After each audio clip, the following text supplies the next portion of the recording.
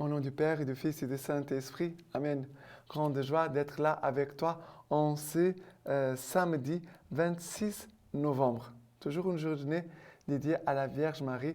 Nous puissions avoir le même cœur, la même écoute comme la Vierge Marie avait pour écouter, pour accueillir la parole de Dieu et la mettre en pratique. La Vierge Marie est la femme de la parole, la femme de l'écoute, la femme de la foi. La première lecture d'aujourd'hui, c'est Apocalypse chapitre 22 à partir du verset 1. Puis l'ange me montra le fleuve de vie, limpide comme du cristal, qui jaillissait du trône de Dieu et de l'agneau. Au milieu de la place, de part et d'autre du fleuve, il y a des arbres de vie qui fructifient 12 fois, une fois chaque mois, et leurs feuilles peuvent guérir les païens. Des malédictions, il n'en y aura plus. Le trône de Dieu et de l'agneau sera dressé dans la ville, et les serviteurs de Dieu l'adoreront et verront sa face, et son nom sera sur leur front. De nuit, il n'y en aura plus. Et se passeront de lampes ou de soleil pour s'éclairer, car le Seigneur Dieu répandra sur eux sa lumière, et ils régneront pour les siècles des siècles. Puis il me dit, ces paroles sont certaines et vraies. Le Seigneur Dieu, qui inspire les prophètes, a envoyé son ange pour montrer à ses serviteurs ce qui doit arriver bientôt. Voici que mon retour est proche. Heureux celui qui garde les paroles prophétiques de ces livres. Heureux celui qui garde les paroles prophétiques de ces livres. Ça veut dire, heureux celui qui garde la parole de Dieu. Il est heureux. Mais ici, nous montre ce fleuve de vie, limpide comme du cristal. Le fleuve de vie, qui jaillissait du trône de Dieu et de l'agneau. Alors, ce fleuve de vie vient de Jésus-Christ. On pourrait même dire, du côté ouvert de Jésus, a jailli du sang et de l'eau. Voilà le fleuve, la source du fleuve. Et il nous dit qu'il y a des arbres de vie. Ça veut dire, le fleuve de vie, il a les arbres de vie qui portent des fruits chaque mois et leurs feuilles peuvent guérir les païens. Ça veut dire que nous, les chrétiens, nous sommes appelés à devenir ces arbres de vie qui portent toujours des fruits sans cesse, dont les feuilles sont un remède. Ça veut dire que c'est l'action de Dieu en nous. On pourrait dire l'action de la parole de Dieu en nous, l'action de l'Esprit Saint en nous. Et voilà qu'il dit, des malédictions, il n'en y aura plus. Le trône de Dieu et de l'agneau sera dressé dans la ville, et les serviteurs de Dieu l'adoreront. Et le Seigneur veut placer son trône en nous. Dans ce trône, il a l'agneau. L'agneau, c'est Jésus-Christ vainqueur, mort, ressuscité. Mais c'est Jésus aussi, le trône, c'est la parole de Dieu. Cette parole qui règne, qui est sur le trône. Et ici, il nous dit que de nuit, il n'y en aura plus. Ils se passeront de lampes et de soleil. Car le Seigneur Dieu sera leur lumière. Car le Seigneur Dieu répandra sur eux sa lumière. Le Seigneur vraiment veut nous éclairer de lui-même, avec lui-même. Et voilà que ces paroles que nous écoutons sont certaines et vraies. Et le Seigneur qui inspire les prophètes envoie aussi sa parole vers nous, ses serviteurs. Et le Seigneur nous dit, mon retour est proche. Jésus viendra un jour dans sa gloire pour juger les vivants et les morts. Nous sommes ici-bas, nous attendons les ciels et la vie éternelle. Le Seigneur un jour viendra nous rencontrer. Soit lui viendra à notre rencontre au moment que je vais mourir, ou alors le Seigneur viendra à ma rencontre le jour qu'il viendra dans sa gloire pour juger les vivants et les morts. C'est le Seigneur toujours qui vient nous rencontrer à chacun de nous.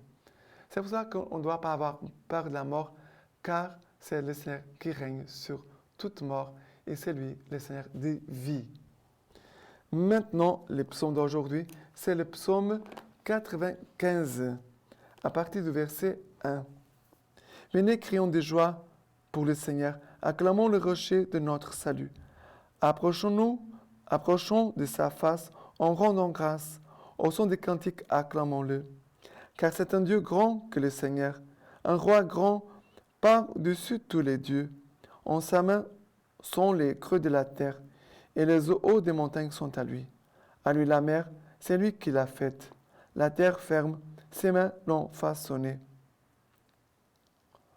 Entrez, courbons-nous, prosternons-nous, à genoux devant le Seigneur qui nous a fait, car c'est lui notre Dieu, et nous le peuple de son bercail, le troupeau de sa main.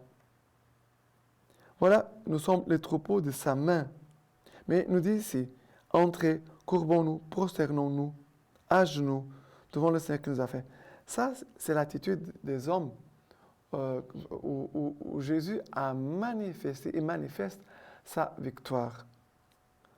Et après, il dit, car c'est lui notre Dieu. Nous sommes le peuple de son bercail, le troupeau de sa main. Nous sommes ce troupeau dont sa main, que sa main conduit, que sa main protège, que sa main se tienne. Voilà quel amour que le Seigneur nous dit à chacun de nous, que nous puissions vraiment laisser le Seigneur nous conduire et vraiment qu'il nous se tienne de sa parole, de son amour. Car vraiment, le Seigneur nous aime et le Seigneur veut manifester vraiment toujours sa présence à nos côtés. Et l'évangile d'aujourd'hui, c'est Luc chapitre 21 à partir du verset 34. Tenez-vous sur vos gardes, de peur que vos cœurs ne s'apesantissent dans la débauche, l'ivrognerie, les soucis de la vie, et que ce jour-là ne fonde soudain sur vous, comme un filet, car il s'abattra sur tous ceux qui habitent la surface de toute la terre. Veillez donc et priez en tout temps, afin d'avoir la force d'échapper à tout ce qui doit arriver et de vous tenir debout devant le Fils de l'homme.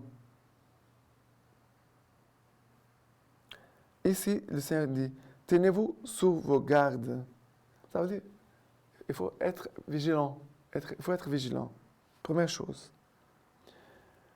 Veillez pour que nos cœurs ne s'apesantissent dans la débauche et l'ivrognerie. Ça veut dire dans les péchés et les soucis de la vie. Ne pas laisser vos cœurs s'alourdir, s'apesantir. Après, il dit, car il s'abattra sur tout ce qui habite la surface de la terre. Ça veut dire qu'il y a des choses que va nous toucher parce que nous sommes des hommes de ce monde. Ce qui se passe dans le monde nous concerne. Ce qui se passe dans le monde va nous toucher, peuvent nous blesser. Mais le Seigneur nous dit, veillez donc et priez en tout temps. Veillez donc et priez en tout temps. Ça veut dire que le Seigneur nous invite à prier davantage, prie davantage, veille davantage, prie davantage. Afin d'avoir la force d'échapper à tout ce qui doit arriver. Mais si je suis dans une attitude de vigilance et aussi de prière, je ne dois pas être effrayé. C'est aujourd'hui, c'est demain quand ça va arriver. Non, tranquille. Il faut être tranquille. Le Seigneur nous dit, prends soin de moi et de mes enfants, que je prends soin de toi et de tes enfants et de ta famille. Le Seigneur nous dit cela. Occupe-toi de moi et des miens, que je m'occuperai de toi et des tiens. C'est cela que le Seigneur nous dit. Mais veillez et priez en tout temps. D'accord? Pour nous tenir debout devant le Fils de l'homme. De nous tenir debout devant le Seigneur. OK? Et maintenant, la lecture patristique d'aujourd'hui de Saint Augustin. Chantons ici-bas l'Alléluia au milieu de nos soucis, afin de pouvoir le chanter un jour dans la paix. Pourquoi ici-bas au milieu de ces soucis? Et comme le peuple est-il dans le bonheur, quand il crie avec moi, délivre-nous du mal.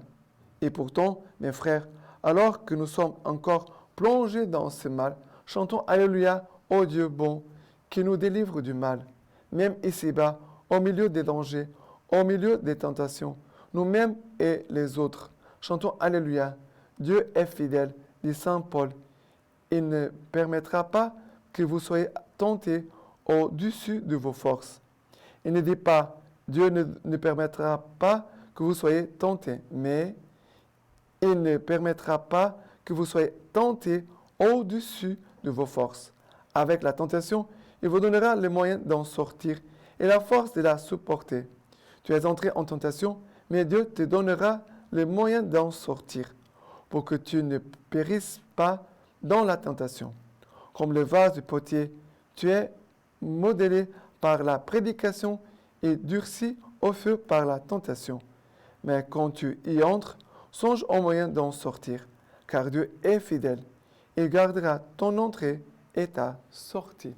Maintenant, je vous laisse la bénédiction par les mains toutes pures de la Vierge Marie. Que Dieu Tout-Puissant vous bénisse et vous garde, le Père, le Fils et le Saint-Esprit.